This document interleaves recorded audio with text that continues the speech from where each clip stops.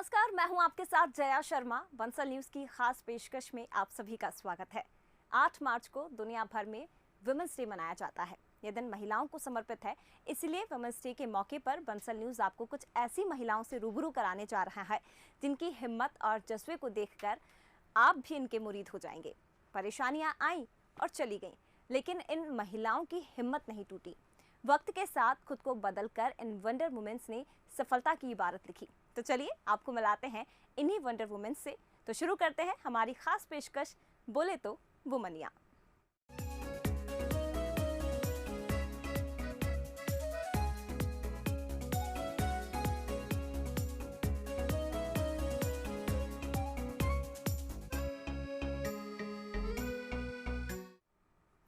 तो बोले तो वुमनिया में सबसे पहले उस वंडर वुमेन की बात करेंगे जिसने समाज की सोच को बदल दिया है।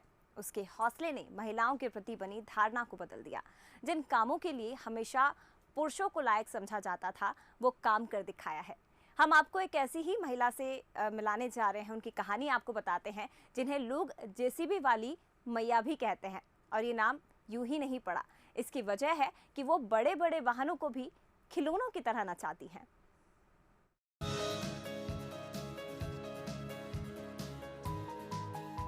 आपने अब तक जेसीबी और ट्रेन माउंटेन जैसे भारी वाहनों को चलाते हुए सिर्फ पुरुषों को ही देखा होगा, लेकिन छत्तीसगढ़ के राजनांदगांव जिले के खैरझिटी गांव की रहने वाली 58 साल की दमयंती इन वाहनों को खिलौने की तरह नचाती है। और यही वजह है कि दमयंती सोनी जेसीबी वाली मैया के नाम से मशहूर है।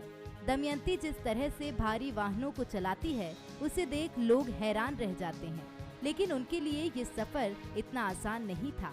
एक समय ऐसा था जब उन्हें ड्राइविंग से बहुत ज्यादा डर लगता था, लेकिन कहते हैं ना कि हालातों के आगे झुककर कभी कभी हमें अपने डर का सामना भी करना पड़ता है। और कुछ ऐसा ही हुआ था दमयंती के साथ। हमन महिला मन का सोचते कि हम बस घर में चार दीवारी पुरते रहन, हमन ला खाना बनाना है, बर्तन मांजना है, कपड़ा धोना है। लेकिन अगर समय आते तो महिला ला भी कमज़ोर नहीं समझना चाहिए। कोई भी महिला हो, समय आते ही जेखर जेखर पास जैसे हुनर है वैसे वाला काम करना चाहिए। और मोर पास हुनर रही से जैसे भी चलाए के, तो मैं आज चलात हूँ और 2 रुपया कमा के ही आत हूँ। दमयंती के पति भी ड्राइवर थे और जब भी वो अपने पति को ड्राइविंग करते देखती तो उन्हें बहुत डर लगता। हालांकि पति के निधन के बाद उन्हें इसी डर पर जीत हासिल करनी पड़ी। दरअसल दमयंती के पति का हार्ट अटैक से निधन हो गया था, जिसके बाद परिवार और बच्चों की जिम्मेदारी उन्हीं पर आ गई। ऐसे में हालातों के आगे झुकने की बजाय वो उन्हीं से लड़ी और आज वो इन बड़े बड़े वाहनों को खिलौने की तरह चला लेती हैं। एला मोला करीबन 8-10 साल हो गए और हमारे यहाँ सियान हमारे पति के स्वर्गवास हो गए। ओखर बाद मोर पास कोई काम भी नहीं रही से और उम्र भी अब 58 साल हो गए है। तो 58 साल में मोर पास ना कोई नौकरी रही से ना कोई काम रही से। तो मैं हाँ अपन हिम्मत ला बढ़ाए हूँ। एक दिन ट्रैक्टर ला खातू लोड करे हूँ, तानो दूसरा दिन फिर मैं मिट्टी लोड करे हूँ। ऐसे करत करत मैं सीख गयो, तो अब तो मैं दिन भर चला लेता हूँ मशीन। दमयंती ने बीते साल बेंगलुरु में हुए south Asia construction equipment expo में एक कंपनी के बैकहो लोडर के सबसे एडवांस वर्जन को ऑपरेट किया था, जहां उन्होंने 8 देशों के 32 पुरुषों को पछाड़कर बेस्ट ऑपरेटर का खिताब भी जीता था, जिसके बाद उन्हें जापान में प्रस्तावित ऑटो एक्सपो में प्रदर्शन के लिए बुलाया गया था। लेकिन कोरोना के चलते इसका आयोजन नहीं हो सका। हाँ एक्सपो रखबो तो हम मैडम ला इन्वाइट करथन और वहाँ एला आप लेके आहू, वहाँ हमन मशीन चलवाबो। लेकिन दुर्भाग्य रहीस कि कोरोना हो गए और कोरोना के कारण सब कार्यक्रम पूरा रद्द हो गए। मोला राज्य स्तरीय भी मिल गए है और संस्था द्वारा भी मिल गए है। काफ़ी मोला मिले है सम्मान, करीबन 108 सम्मान अभी तक मोला मिल चुके हैं। दमयंती मानती हैं कि अगर उन्हें अपने पति से ड्राइविंग की प्रेरणा नहीं मिलती तो वे इस काम को कभी नहीं कर सकती थी। दमयंती ने अब तक जो भी कमाया वो बच्चों की पढ़ाई का खर्च उठाने में चला गया। आज भी वे रोज 10 घंटे काम करती हैं ताकि बिना किसी की मदद के अपनी आजीविका खुद चला सकें। राजनांदगांव से बंसल न्यूज के लिए प्रमोद शेंडे की रिपोर्ट। जहां चाह वहां रहा, ये कहावत रीवा के दलित आदिवासी महिलाओं के संगठन बहिनी दरबार पर एकदम सटीक बैठती है। भले ही बहिनी दरबार का क्षेत्र सीमित हो, लेकिन इसका असर होने लगा है। दलित और आदिवासी महिलाओं की समस्या को साझा करने के लिए कैसे बहिनी दरबार महिलाओं के लिए वरदान साबित हो रहा है, देखिए रिपोर्ट में।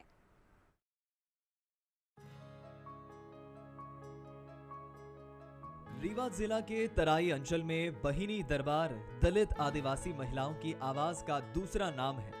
जिले से करीब 80 किलोमीटर डभौरा में बीते 12 साल से बहिनी दरबार के नाम से हर महीने समाचार पत्रिका निकलती है, जिसका मुख्य उद्देश्य आदिवासी महिलाओं की समस्या को उजागर कर उसका समाधान करना है। इस पत्रिका के जरिए आदिवासी महिलाएं अपनी बात शासन प्रशासन के साथ उन गांव तक पहुंचाती है जहां पर अखबार या समाचार पत्रिकाएं नहीं पहुंच पाती। इस बुलेटिन की खास बात यह है कि इसे संगठन की महिलाएं अपने हाथ से लिखती है और फिर फोटोकॉपी कराकर साइकिल या पैदल दूर दूर गांव तक पहुंचाती है। इस बुलेटिन का संपादन उषा, जन्मावती, निर्मल सहित कई महिलाएं कर रही हैं। इसमें ज्यादातर आदिवासी महिलाएं हैं। उतने समय 25 महिला जुड़ी रही, 25 से फिर 200 से 300, 500 लगातार ऐसे हम बचे। हर महीना में 20 तारीख को बैठ के गांव की समस्या लिख के और फिर 30 तक लिख जाती। लिखे के बाद फिर हमें फोटो कॉपी करवाए फिर गांव में बंटवाए थे। पहले गांव में बंटवान, थाने में, फिर थाने में दहन, अस्पतालन में दहन, रेलवे स्टेशन में दहन, स्कूलन में दहन, आंगनबाड़ी जो बहनी है रहती उनका दहन, सबका दहन। ओके बाद दूसरे साल से फिर 500 हो गए। ऐसे गांव में पहुँचवावे लगा। लॉकडाउन के दौरान महिलाओं की समस्या को ध्यान में रखते हुए इस संगठन ने नैपकिन पैड भी बनाकर गांव तक पहुंचाने का काम किया और अब बहिनी दरबार का असर दिखने लगा है। इस संगठन की महिलाएं गांव-गांव जाकर आदिवासी और दलित महिलाओं की समस्याएं सुन रही है और उसे समाचार का रूप देकर बुलेटिन में छापती है। रीवा जिला मुख्यालय से लगभग 80 किलोमीटर दूर स्थित है डभौरा और उसी डभौरा से निकलती है यह बहिनी दरबार नामक बुलेटिन, जिसमें दलित और आदिवासी महिलाओं की समस्याओं को प्रमुखता के साथ खबर का रूप दिया जाता है और फिर उसे हस्तलिखित बुलेटिन है। ये मैं आपको बता दूं कि ये हस्तलिखित बुलेटिन है जिसकी फोटोकॉपी करके और फिर यह दूर दराज के क्षेत्रों में और जिला मुख्यालय में तक पहुंचाया जाता है। इसमें काम करने वाली सभी महिलाएं हैं और उसका एडिटिंग से लेके और हाथ से खबर लिखने तक का सारा काम इन्हीं महिलाओं द्वारा किया जाता है। भले ही आज समाज में छुआछूत के मामले कम होने लगे हैं, लेकिन इस बहिनी दरबार की जरूरत इसी छुआछूत की वजह से हुई। दरअसल एक गांव की कुछ आदिवासी महिलाओं को हैंडपंप से पानी भरने से सिर्फ इसलिए रोका जाता था कि वो आदिवासी है और शिकायत करने पर उनकी सुनवाई भी नहीं की जाती थी। लेकिन एक दिन जब समाज की कई महिलाओं ने मिलकर एक साथ आवाज उठाई तो सब पर इसका असर हुआ। उसी दिन से इन महिलाओं ने बहिनी दरबार की नींव रखी, जो अब मील का पत्थर साबित हो रहा है। ले आई के समस्या अलग अलग गांव में और हमारा बहनी हरे हमारा सब अलग अलग जाए के समस्या लेती हैं। और यहाँ 20 तारीख बैठक कई के सब 20 तारीख का चर्चा होता है, समस्या सब इकट्ठा होते कि कौन गांव में कौन समस्या है, अलग अलग समस्या निकाला जाता है। फिर यहाँ बहनी दरबार में 20 तारीख बैठक कई के 30 तारीख तक का लिख जाता है, पूरा कंप्लीट हो जाता है। तो सब बहनिन से मिलन, उनका अपन पत्रिका दहन, फिर उनसे बहनिन से पूछन कि बहनी हरा तुम्हार कौन समस्या है, तो हम तो पढ़े नहीं आहन, तो फिर अपन उस समस्या अपने पत्रिका में लिख दे रही। फिर वो पत्रिका लिया बरहन तहियान हमारे उस बहनी रही तो लिखत रही हैं। जैसे कि गांव में भी कई प्रकार की समस्या होती है, पानी की समस्या है, महिलाओं के साथ कई प्रकार की घटना घट जाती है, उसमें भी हम लोग हस्तक्षेप करते हैं। बहिनी दरबार में हम कोई भी समस्या बताते हैं तो ये ज़्यादातर हर विभाग में जाता है, हर विभाग को पता चलता है। ये लोग हाथ से लिखी अपने बघेली भाषा में लोग लिखिन और गांव-गांव जहां अखबार नहीं जाता है तहां अपन ये लिखित बात पहुंचौती हैं अपने भाषा में। तो वह गाँव के बातचीत होती, कुछ पढ़ाई लिखाई के बारे में होते, कुछ सरकारी योजनाओं के बारे में होते, अलग अलग को पढ़ें तो बड़ा अच्छा लगा। हम पढ़ी। करीब आधा दर्जन महिलाओं ने समाज सेवा की शुरुआत की थी, लेकिन आज इस संगठन में 60 से ज्यादा सक्रिय और 3000 से भी ज्यादा कार्यकर्ता हैं और 2 दर्जन से ज्यादा गांव के साथ ही जिले के दूसरे हिस्सों में बहिनी दरबार को पढ़ा जा रहा है। तो आप देख रहे हैं बहिनी दरबार जो संगठन है वो किस तेजी से काम कर रहा है और समाज में कहीं न कहीं एक छाप भी छोड़ रहा है और प्रेरणा भी देता है कि अगर आपको कुछ करना है तो आप कर सकते हैं। उसके लिए आपको धन या बल की जरूरत नहीं होती, सिर्फ और सिर्फ जरूरत होती है तो चाह। कैमरा पर्सन आशुतोष चंदेल के साथ अंचल शुक्ला, बंसल न्यूज, रीवा। और अब बात उस वंडर वुमेन की जिसने पहाड़ी इलाकों के लोगों की जिंदगी को आसान करने का काम किया है, उन्हें बैंकिंग सुविधाओं से जोड़ने की कोशिश की है। अलीराजपुर के उन दुर्गम इलाकों में भी लोग घर बैठे बैंक की सुविधा ले रहे हैं, जहां पहुंचना भी आसान नहीं है।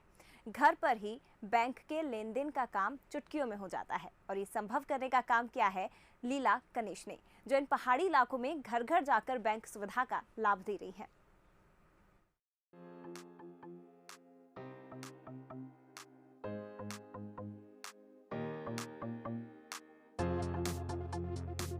अपने लिए तो सब जीते हैं, जो दूसरों के लिए जिए, जीना उसी का नाम है।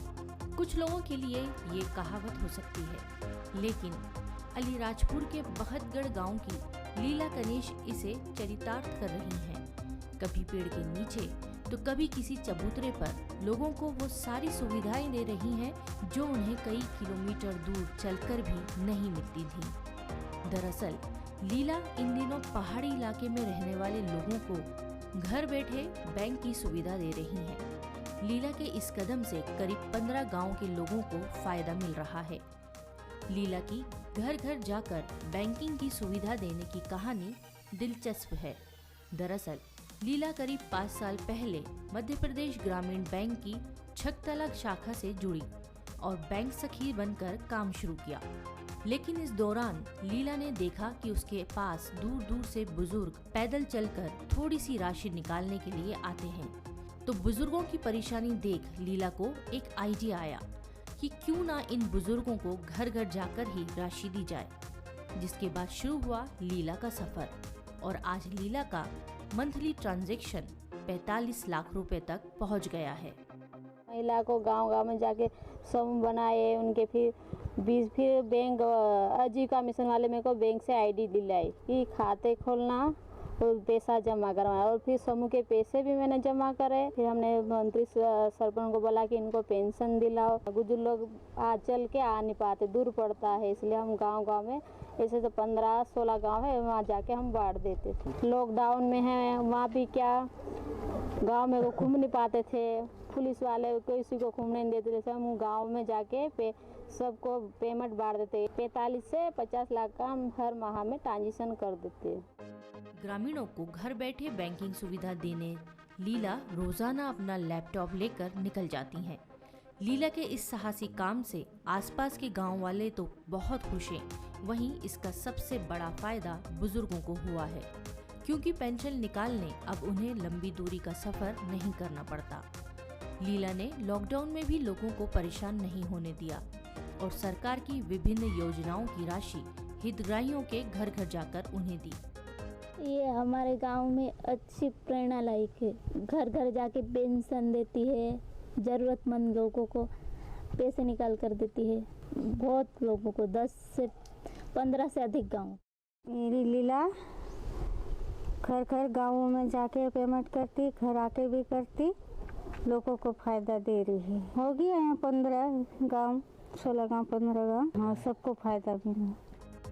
वहीं लीला के इस काम की तारीफ अधिकारी भी कर रहे हैं और दूसरों के लिए प्रेरणा बता रहे हैं। जैसे कि अलीराजपुर बहुत पिछड़ा हुआ जिला है, यहाँ पर शिक्षा का स्तर भी कम है और यहाँ पर बहुत सारे एरिया ऐसे हैं जहाँ पर यातायात के साधन भी उपलब्ध नहीं होते हैं। हमारी जो बीसी दीदी है लीला, वो गांव को सुविधा उपलब्ध कराती है।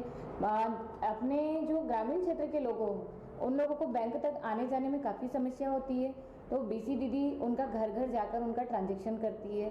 उसमें एक महीने में 40 से 45 लाख का ट्रांजैक्शन करती है और उसका इनकम जो होती है वो 15,000 के लगभग होती है।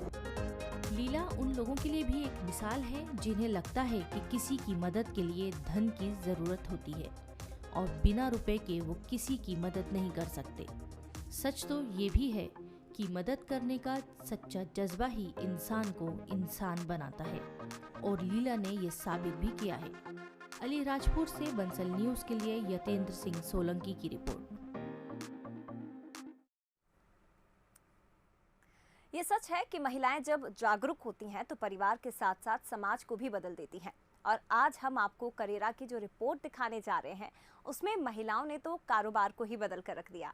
जो कारोबार बिचौलियों के हाथों में था, अब महिलाओं ने उसकी बागडोर अपने हाथ में ले ली है।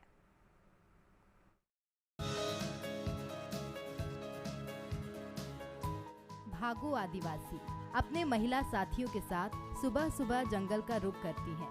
मकसद होता है पेड़ों से गोंद निकालना। करेरा की भागो आदिवासी उस समुदाय से आती हैं जिन्हें बेहद सीधा सरल माना जाता है और इनकी इसी सरलता का फायदा कभी स्थानीय दुकानदार उठाया करते थे। लेकिन अब तस्वीर बदल चुकी है। अब ये महिलाएं खुद पेड़ों से गोंद निकालती हैं, जिसे महिला उत्पादक समूह को देती हैं, जिससे उनकी कमाई में भी इजाफा हुआ है। 8 बजे निकलती हैं तो सारे दिन गाछ छुटाती है और उधर से लौट के 5 बजे फिर घर को आती है।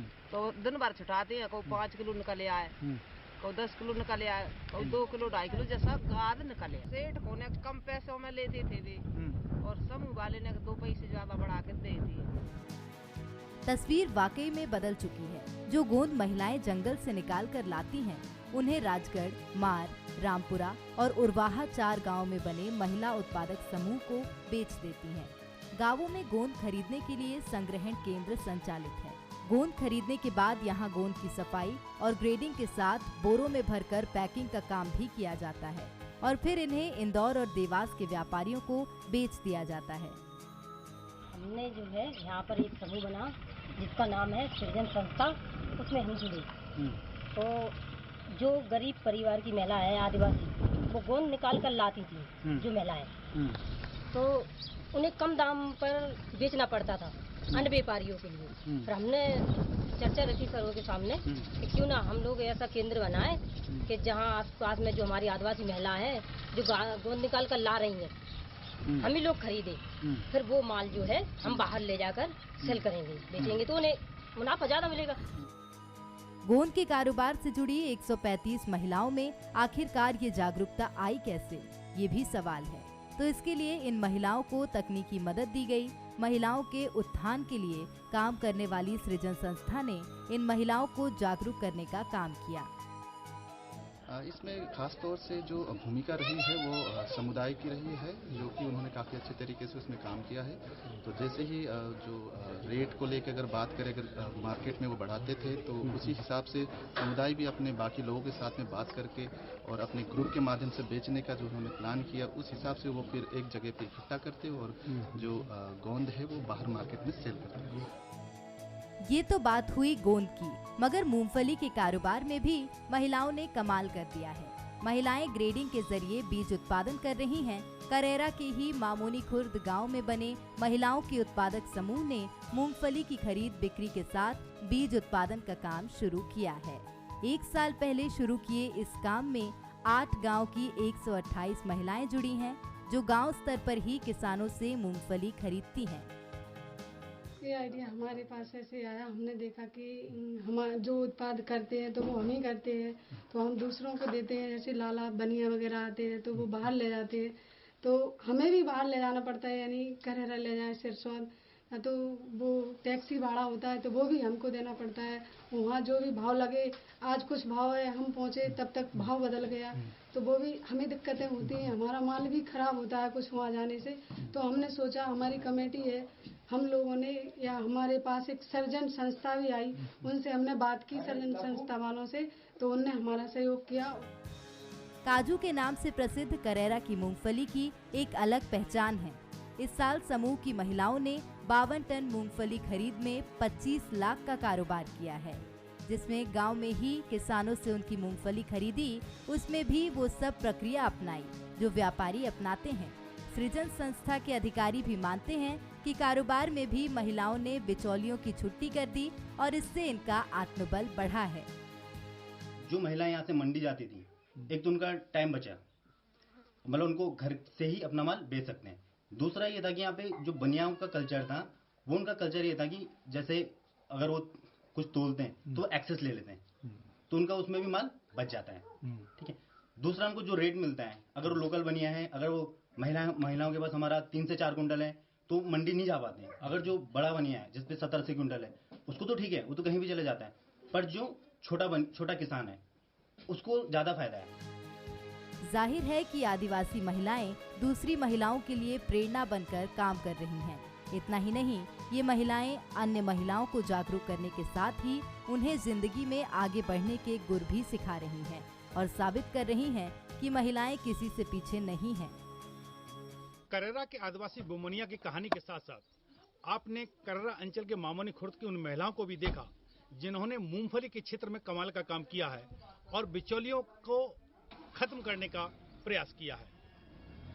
महिलाओं के आत्मनिर्भर बनने की यह कहानी अन्य महिलाओं के लिए प्रेरणा बन सकती है।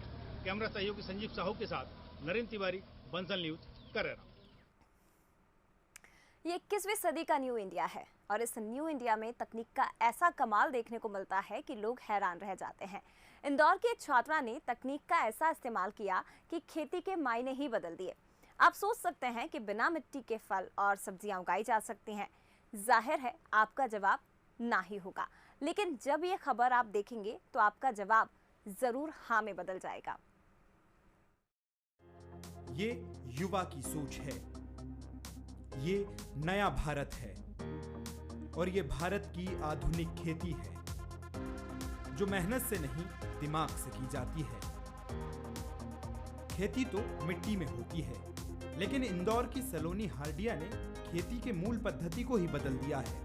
सलोनी एक ऐसी खेती कर रही हैं जिसमें ना मिट्टी की जरूरत है और ना ही खेत की। जी हाँ, आप पहले इन छोटे छोटे पौधों को देखिए और फिर इन सफेद पाइपों में रखे काले रंग के डिब्बों को देखिए जिनमें कुछ काले पत्थर हैं और इन्हीं पत्थरों के बीच उग रहे हैं छोटे छोटे पौधे जिन्हें इंदौर की सलोनी हार्डिया ने अपने हाथों से लगाया है। पहले इस प्रोसेस को हाइड्रोपोनिक्स फार्मिंग बोलते हैं और मैं बायो की स्टूडेंट हूँ और मैंने कई बार एग्रीकल्चर प्रोसेसेस पढ़े हुए हैं, तो मुझे इस टेक्निक का अंदाज़ा था। तो मैंने सोचा कि मिट्टी को बिना यूज़ किए हम कैसे यूज़ करें, तो प्लांट कैसे ग्रो करें, तो उसी तरीके से हाइड्रोपोनिक्स के बारे में पढ़ा। तो यहाँ से फिर उसकी रिसर्च स्टार्ट की, उसके बाद अभी इसका स्टार्टअप स्टार्ट किया। सलोनी बायोलॉजी की स्टूडेंट हैं और उन्होंने अपनी पढ़ाई के दौरान हाइड्रोपोनिक्स पद्धति के बारे में पढ़ा और फिर क्या था, सलोनी ने अपने घर के हॉल में खेती शुरू कर दी। ये खेती हाइड्रोपोनिक्स पद्धति से की जा रही है। इस पद्धति में पूरी खेती बंद कमरे में की जा सकती है। साथ ही इसमें मिट्टी की जगह पाइप के अंदर पानी भरा जाता है और ऊपर से ट्यूबलाइट के जरिए पौधों को प्रकाश दिया जाता है और उसके बाद जन्म लेते हैं छोटे छोटे पौधे। जो मिट्टी और पानी को कंपेयर करें तो मिट्टी आज के जो युग में है, जो मिट्टी प्रेजेंट है, उसकी क्वालिटी बहुत ख़राब हो चुकी है। तो आपको ये नहीं पता कि उस मिट्टी के अंदर क्या क्या होगा। और जो पानी की बात करें तो पानी में सिर्फ हम RO वाटर यूज़ कर रहे हैं और उसमें हमारे न्यूट्रिशन ऐड कर रहे हैं, जो खाद होती है वो ऐड कर रहे हैं। तो इसमें उसमें हम फिर पेस्टिसाइड वगैरह ये सब यूज़ नहीं करते, बल्कि मिट्टी के केस में पेस्टिसाइड्स और ये सब कीड़े को मारने के लिए दवाइयाँ वगैरह लगती है। तो ये चीज़ इसका सबसे बड़ा फ़ायदा ये है कि हम पेस्टिसाइड्स और कोई भी हार्मफुल चीज़ें नहीं यूज़ करते, जिसकी वजह से कैंसर या दूसरी बीमारियां होती है। तो ये सबसे बड़ा फ़ायदा है। और दूसरा ये है कि प्लांट इसमें 5 गुना ज़्यादा तेज़ी से बढ़ता है और इसकी रूट्स और प्लांट पूरा बहुत तंदुरुस्त होता है। 21वीं सदी युवाओं की है और सलोनी जैसे युवाओं का कृषि की तरफ बढ़ना निश्चित ही सराहनीय है। आज सलोनी की पहल को न सिर्फ लोग देखने आ रहे हैं, बल्कि शहर के युवा सलोनी से प्रेरित होकर खेती की तरफ आकर्षित हो रहे हैं। अखिलेश सेन, बंसल न्यूज, इंदौर। और बंसल न्यूज की इस खास पेशकश में फिलहाल इतना ही, लेकिन खबरों के लिए आप बने रहिए बंसल न्यूज के साथ। नमस्कार।